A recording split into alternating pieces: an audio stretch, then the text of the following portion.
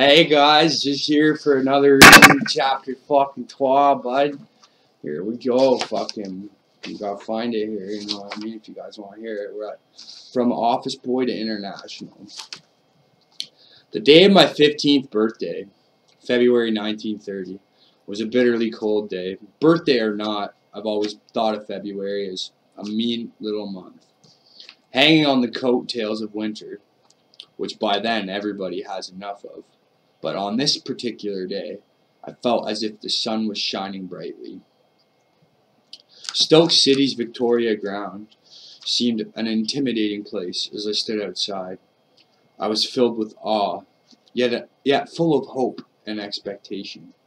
Next to a large red and white sign proclaiming Stoke City Football Club was a narrow door. It opened and I stepped inside. At least I was part of Stoke City FC Football Club, that means. I was on a £1 a week as an office boy, which was to me, no good money. Though, in truth, I'd have gone there for nothing. I made my way into the ground and checked my watch. It was 9 o'clock on the dot. It's 9:34, but, you know. I looked around and the place was deserted.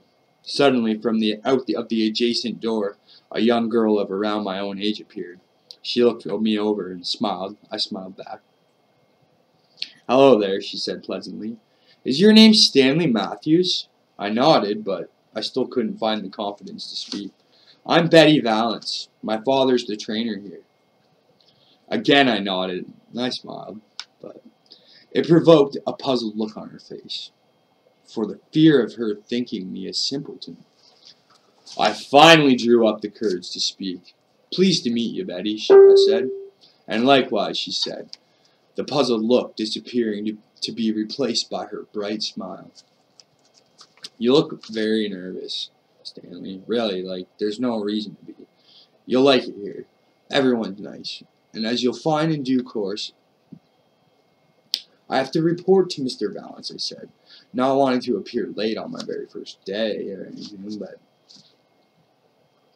"I know," she said. "That's why I'm here. I've come to take you to him.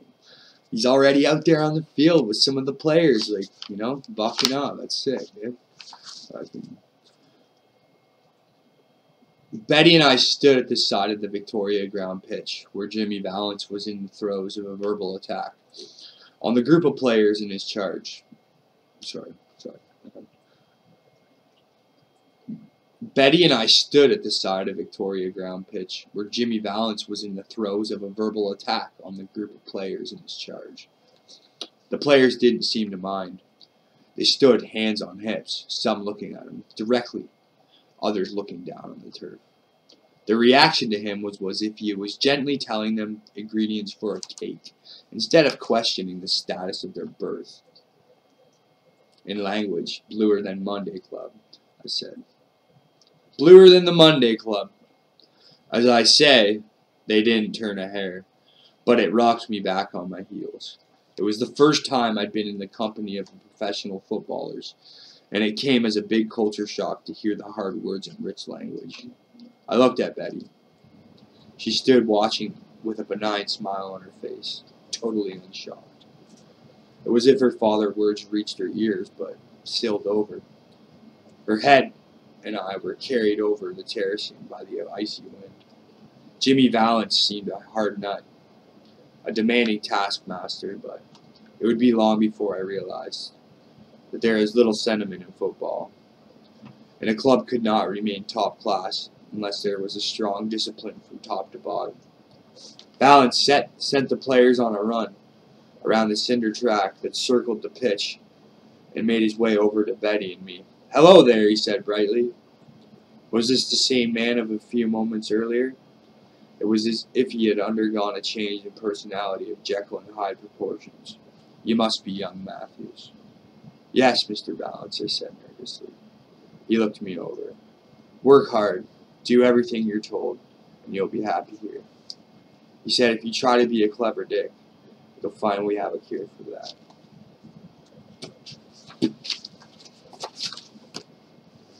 "Clean out the dressing rooms, and when you're done that, report back to me. Valance spun away across the pitch, barking at the players. He was Mr. Hyde again. Betty giggled. "Oh, come on, he's not that bad, really. He isn't," she said reassuringly. "Come along, Stanley, follow me. I'll show you the dressing room." I followed Betty in silence. What a start to a football career, I thought.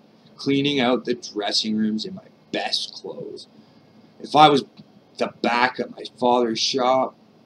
Betty left me at the door of the home team dressing room, and my heart sank when I saw the state of it.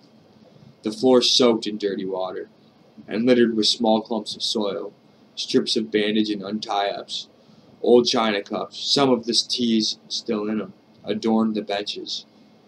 A large gray metal teapot that looked as if it could have gained a long service medal with the Salvation Army was perched on a battered metal tea tray, awash with the tea.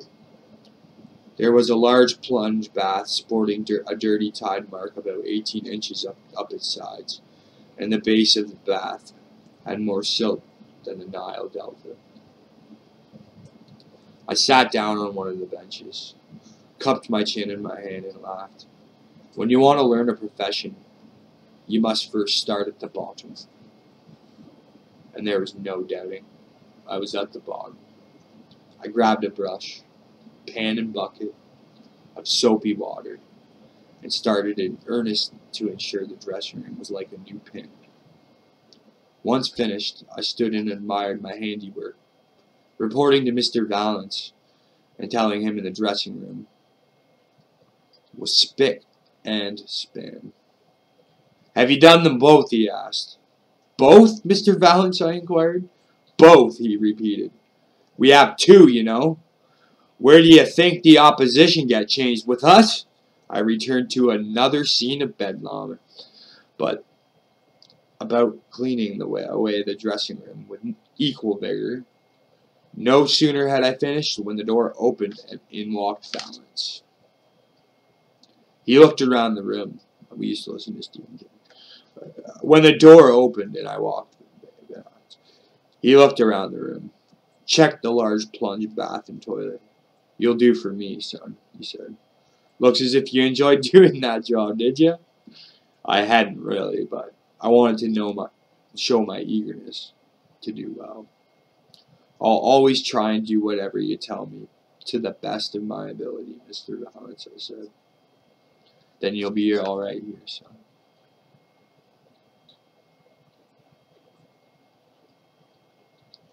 He said, "How would you like to get changed into some kit and come and join the training with the rest of the boys?" Oh, fuck it all. "I'd like to see it if you can take some orders on the field as well as off of it." I needed no second asking. Within minutes, I donned some old football kit, laced my boots, and was soon in my element, playing a practice game with other youngsters and a smattering of reserve team players. I walked back home from Stoke to Hanley, the happiest lad in the city. First day at Stoke City, I left no detail out, and when I had finished, my parents expressed their delight at the fact that my heart and my soul was in my new job. From that day on, I immersed myself in my work at the club. No matter what job I was given, I applied myself to it fully. I worked as an office boy in the Tom Mathews office, where my duties included licking stamps, answering the telephone, and filing paperwork. When not in the office, I cleaned the dressing rooms and I swept the terracing and stands. I'd been at Stoke City for some months and was now in my first season, 1930 to 1931. Still only 15. I'd gotten into the habit of looking at the notice board on a Thursday morning. The various teams for the Saturday games were pinned up there. You couldn't turn a professional until you were 17. In those days, and the reserve team was made up of entirely pros. Stoke, like many of the other clubs of its size, had as many as 40 full-time professionals on the books. So you can imagine my surprise when I checked the notice board and saw my name down to play for Stoke City Reserves against Burnley that Saturday, sorry. I never for a moment expected such an elevation so early, and I couldn't wait to finish for the day to tell my father the good news. As I was off to find him, I bumped into Betty, and I told her I'd made it to the reserves. She was delighted for me, and she told me she would be there to cheer me on. I smiled at her, and I told her I'd be in great need of her support, because I was very anxious about pitting myself against seasoned professionals. Father was at the shop, and I looked up in surprise when I went in. "What are you doing here this time?" he asked, in the middle of his umpteenth short back and the sides of the day. There were no hairstyles in those days. Boys and men had a choice of two cuts. The pudding bowl or short backs back and sides. The story went that a man came into my father's shop and said, "I want you to cut my hair like Maurice Chevalier's." That's funny because I was at my grandpa's house and I wanted to be at Chevalier's concert, and Chevalier kind of wanted to go to England really bad to pursue his music, I believe. Sorry, I'm off topic. But my father gave him a short back and sides. When he had finished, the man looked in the mirror and said, "Maurice Chevalier doesn't have his hair cut like this." He would do if he came in here, my father told him. I helped him up close up and on the walk home told him my news. He beamed.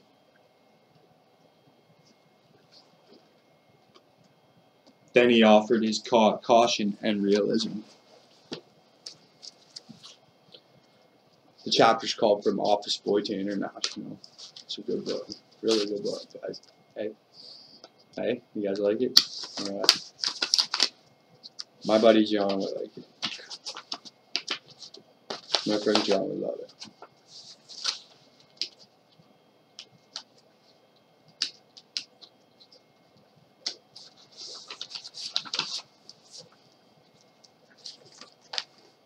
You're a bit young to play for the reserves, son. I hope they know what they're doing. We walked on in silence for a minute or so. "I think you'd better get some practice in at sprinting with the ball at your feet. When you get home," he said, "never forget that once you've beaten a man, he's chasing you without a ball at his feet." That's really smart. Oh, I thought. Never forget that once you've beaten a man, he's chasing you with the ball at his feet. The next day at the crack of dawn, he came into my bedroom with a football under his arm. A fucking soccer ball is a fucking football, okay? I'm not talking about the American fucking sport, you know? Fucking football. Fucking from Great Britain, okay? From the Commonwealth known as England. The next day at the crack of dawn, he came into my bedroom with a football under his arm. He put me through a vigorous workout, which I needed, because I'd been spending more time as an office boy than with a fucking ball under my feet. It's fucking takes time and tedious work, you know. It's good to be concise, you know what I mean? It's good to show effort. I swept tediously as well, you know. I worked for a very smart Greek man. #1, bud. And he loves Canada too, you know. He probably enjoys some soccer too. I didn't ever ask him, you know. He's a really good man, you know. He's one of my favorite people in the world. That's why 25% less sugar. It's a good one. Need some sugar though. No, it's really healthy. Mine is 1%. That's good. It tastes a lot different, actually. It's more like water. It's good. Sugar takes up a lot of shit. It's called glycogen as well, you know what I mean? Your body stores sugars and stuff and essential fatty acids and stuff. And a glass of milk in the morning, you know, it's the glass of milk at night is too, you know, like it's good to have something in your stomach because there's two different kinds of protein. There's casein and there's whey. Casein is the long-acting protein, and it's good to drink after a workout, you know what I mean? So, because it absorbs in your muscles at nighttime, whereas the whey will hit your muscles harder, they say anyways. But, you know, just to have some protein and sugar directly after a workout, you know what I mean? You want to spike your sugar after a workout. Yeah, just a bit, you know what I mean? It's good. It revitalizes the muscle in the brain. It analyzes the diuretic state that your body was going through to be catabolic. You know what I mean? Because you were working out, you were using that freaking oxygen that oxidizes your blood to work out. You know what I mean? And your blood was flowing a lot faster, and, like moving through your body. That you've used up some of that. What your body stores, you know, like energy, and you know your body needs sugar, natural sugar, natural wheat and stuff. There's a sweetness to everything, you know. And having less sugar is good a lot of times, you know what I mean. But at the same time, you know, you're getting your sugar from a lot of different meals, you know. Good morning, guys. How you doing? It's 9:49, 2017, February 4th, 2017. It's a pretty far time from this guy existing. You know what I mean? But I did.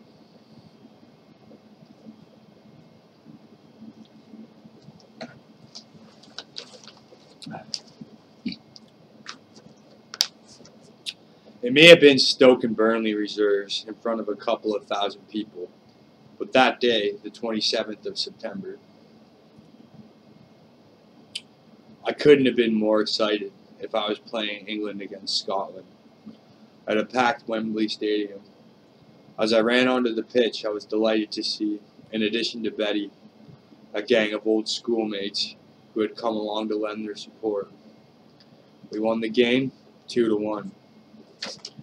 And laid on the pass for Joe Mawson to score our first goal. I made plenty of mistakes, but all in all, I felt I'd done well and was pleased with my overall contribution. I was on my way. My father had taken a couple hours of work to see the game. Once I got home, I couldn't wait to hear what he had to say. "I've seen you play better, and I've seen you play worse," he said. "Forget about the good things you did. Players run through the games in their head and always replay the good things. If you want to be a better player, think about the mistakes you've made. Study them. Ask yourself why you did such and such. Work on how not to do that again. Correct your mistakes. Work on your technique, and you'll not keep repeating them. Remember, a man who never makes mistakes never gets anywhere. Experience is what we call our mistakes. Have you got that, son?" I nodded to indicate the message sunk in. I had another run out with the reserves, and come that summer had completed my first full season at the club. Apart from the camaraderie with the other players, I was leading quite a lonely life. I'd work and train at Stoke City, and then go home and practice my ball skills till darkness fell.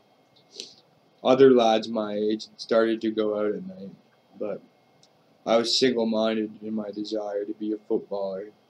and shunned his social life so I could train and practice. I never got tired of it. During 1931-32, my second full season at the club, I was more or less regular in the reserves. Playing 22 games, I was still an amateur. My wages for my work as an office boy, however, such the spirit and friendship in the reserve team that every time we won, the full-time pros gave me 2 shillings, 10 piece, each out of their one £1 bonus payment. So I got £1. Fucking right, bud. Good for you. It meant that we won. I'd be taking home a total of £2, which was a grand sum in my eyes. Times were hard for a lot of people, and they were getting harder still. I gained in my confidence with every reserve, a team game I played, to such an extent that Jimmy Valance said to me after one game, "You're coming on like a house on fire." Jimmy was a great trainer, very knowledgeable about the game, a hard but fair taskmaster, and a lovely man, but we're not one given to lavish accomplishments. As Joe Mawson said in the dressing room one day, if you can get a compliment out of Jimmy, you can knit with sawdust. It was during the season that I solved that. Up to that time had been a problem to me in my style of play. As an outside right, when I had the ball at my feet, I had to beat the left back to make any progress. In those days, you waited until the defender came right on top of you, and then you tried to jink your way around him. More often than not, I did just that. But it got me thinking about those few times when I didn't. In a game against Manchester City reserves, I bucked the trend. I decided that instead of waiting for the time left to approach me, I would make a beeline for him. That would surprise him for a start, and he wouldn't know what on earth I was intending to do. Once on top of him, I'd put into the operation. The body swerve, Grandpa, that's funny. I'd been cultivating. Hey? Daisy made us. This was throwing my body in one direction. Then when the player had committed himself, swerving one way, then the other, sometimes all I needed was a drop of a shoulder to pass this off. I tried it again in Manchester City. Left back, and it worked a treat. The ball came out to me on the wing. I ran straight at him. He looked absolutely dumbfounded. Once close upon him, I swayed. He went the same way, committed himself to a tackle, and I swayed the other way, and he moved off the way I had intended.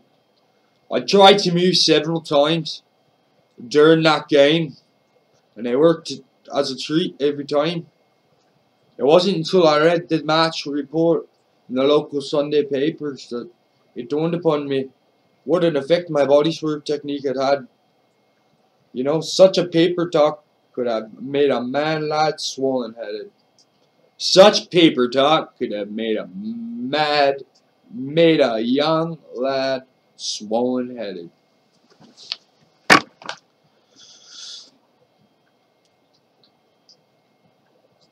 I swayed. He went the same way, committed himself to a tackle, and then I swayed the other way and moved off the way I had intended. I tried to move several times during that game, and it worked every time.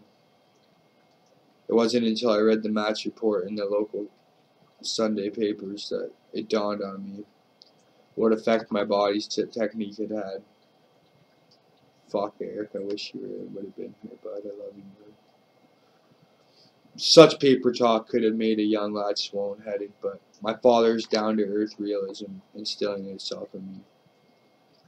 I happily kept my feet for once. firmly planning on the terra firma. I'm fucking afraid of it. When my father read the match reports, he was far from happy. I'm okay now, though. My overpraise and extreme flattery could ruin me. Sports reporters have to write something, and even as a reserve, I feel sick now. I was becoming a good copy. Thankfully, I took heed off my father's words, as in most cases it was excellent advice, which was to stand me in good stead for the rest of my life.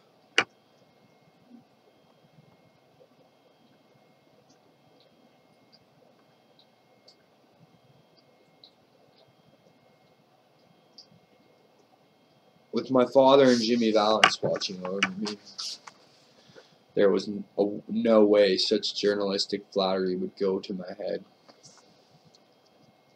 For Jimmy's part, he would look at the match report and hold the paper aloft and say, "Today, it says this.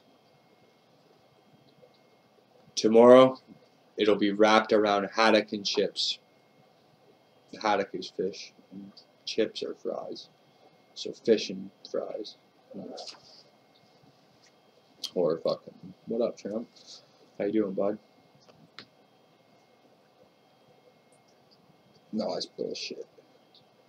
I like you, bud. You're the best in the world, bud. So keep going. Just before my birthday, my mother told me my father wanted to have a chat. She discreetly told me she had to go out to visit a neighbor.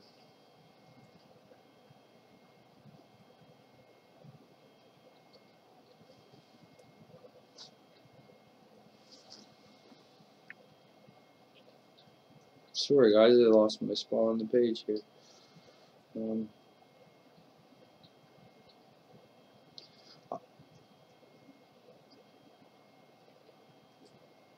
I signed as a full professional for Stoke City on my 17th birthday.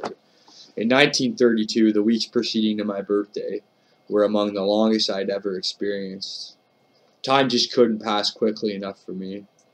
Such was a great desire to become a professional footballer and shed the office duties. I was very happy at Stoke and Jimmy Valance.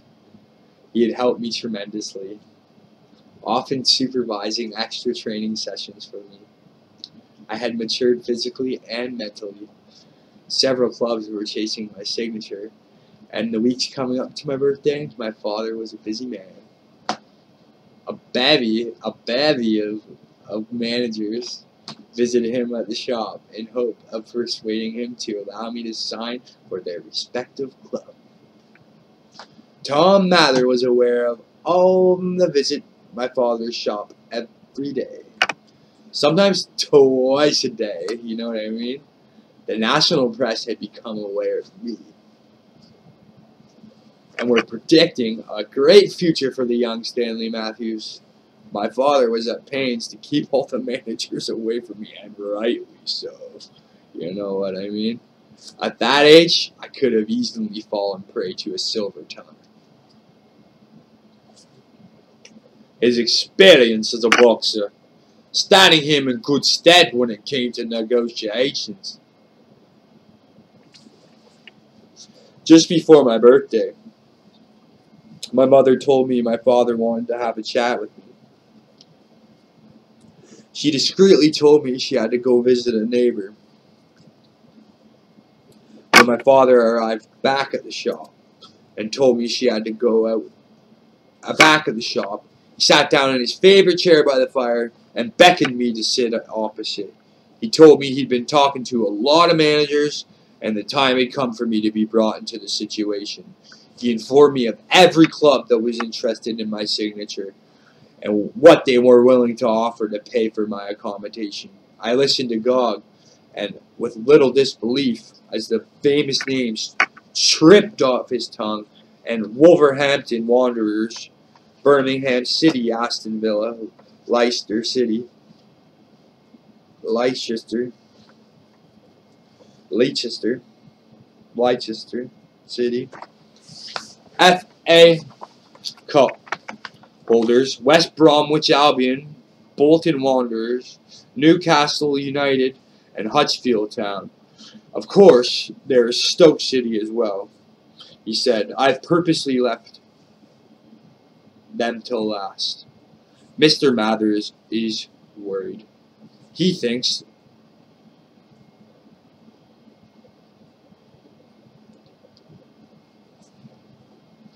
Mr. Mather is worried. He thinks he might lose you. Now, you've heard all the interest and the details. Let's hear your point of view. All right.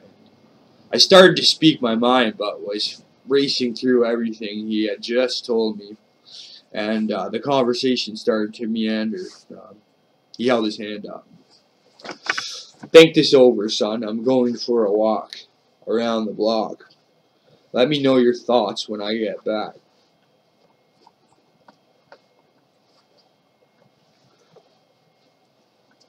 He left the room, and I was left to mull over all he had said. I picked up the pencil and paper, and I stared at the list of clubs.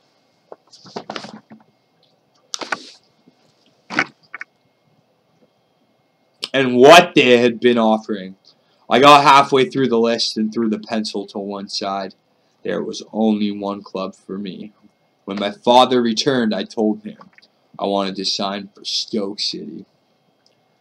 I like it at Stoke City, and I think I'll be happy there, I told him. Well, Stoke City it is, my father said. Fucking right, bud. I'll slip up to Mr. Mather's house and I'll go tell him personally. Fucking A, Stan. That's pretty dope, bud. Shit, yeah. That's maybe why he made this song Stan and shit. Who knows, dog? You know what I mean? Marshall Mathers and shit. Or fucking Stanley Mathews and fucking, you know? And makes a song called Stan, bud. Tears dark cotton. I got out of bed at all. Morning rain up top my window, but I can't see it all. Even if I could, it would all be great with your picture on the wall. It reminds me that it's not so bad, it's not so bad. There were days when the players and managers lived in the same city or town as the club that had employed them. Hardly anyone had a car, so they tried to get fixed up near the ground as possible. Tom Mather was no exception. It made for more contract between supporters and players. As a result, they understood one another. There was a greater bond between us two. Players were mindful of how much football and the club meant to the fans, because they lived cheek by jowl with one another. I feel there was a greater determination from the players to win for the supporters than there is today, and a greater loyalty and a commitment to the club itself.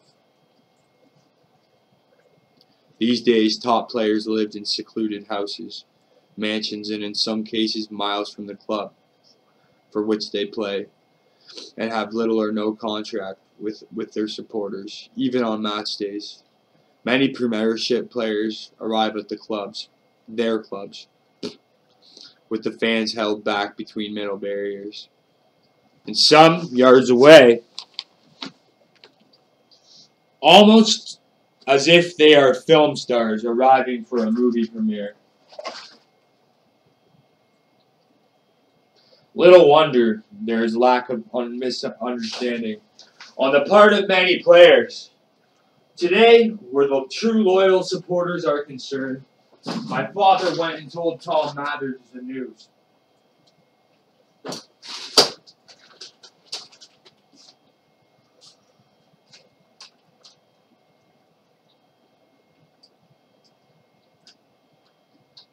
These days, the top players lived in secluded houses, mansions in some cases.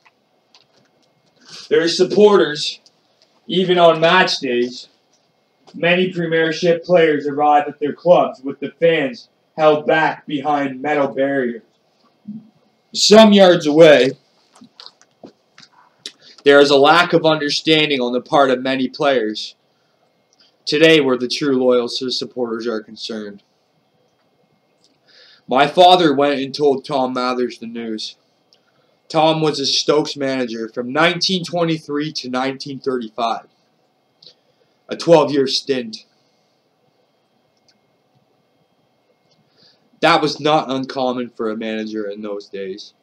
He was a Lancastrian who oddly had no background as a player. He started out in the football as an assistant secretary at Manchester City, before moving on to Bolton, where he eventually had what he would have thought as a strange hybrid role of manager, secret secretary. After World War I, he joined Southend as a manager before coming to Stoke. For all his lack of experience in the playing game, Tom Mather proved himself to be an astute manager. I love Chantal Province and Jesse Grant. He won the 3rd Division North title with Stoke in 1927. And after a few misses in Division 2, he eventually guided Stoke to Division 1 in 1933. He had an eye for talent, nurturing players like Bob. Spent 15 years getting loaded. You know what I mean? He's loading up for something great. You know what I mean? What?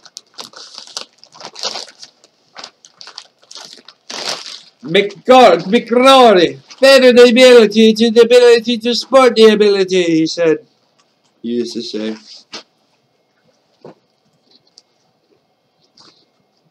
Better the ability is the ability to spot the ability.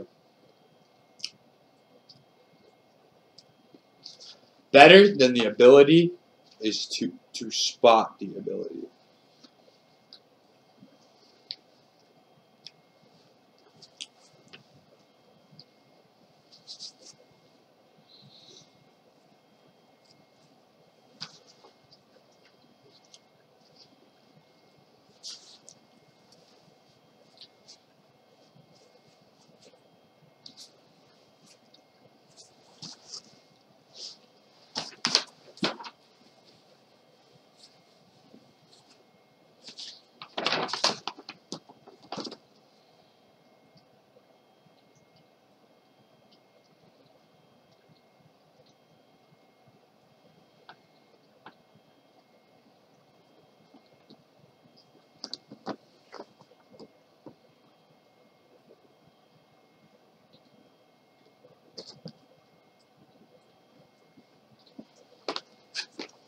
In the loving memory of Stanley Mathews, I read this.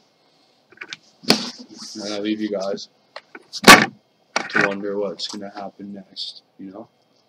Watch some soccer matches with him would be cool for you guys. See a true magician. Take care, guys.